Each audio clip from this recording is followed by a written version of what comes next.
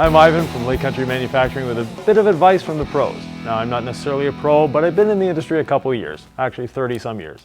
One of the reasons a lot of people lose time, lose money as they're detailing is efficiency. And efficiency is something I've built my reputation on. One of the easiest ways to increase your efficiency is actually take a video. Yes, take a video of yourself detailing an interior and exterior, doing your full detail, whatever. But actually sit down and watch that video. Watch it with someone who's never detailed before. They're going to ask you questions. You're going to find out you're standing up, you're moving around, you're doing stuff repetitively that you shouldn't be doing. You're moving, you're looking for something. How much time are you spending looking for a bottle? How much time are you spending answering your phone? Are you playing on Facebook? We don't know. All sorts of different things like that.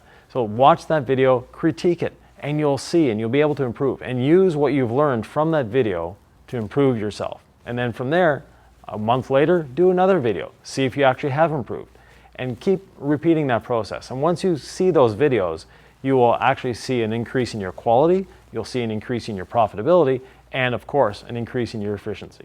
Now, if you want to see more of these Detailing with the Pros segments, come back here at Autogeek.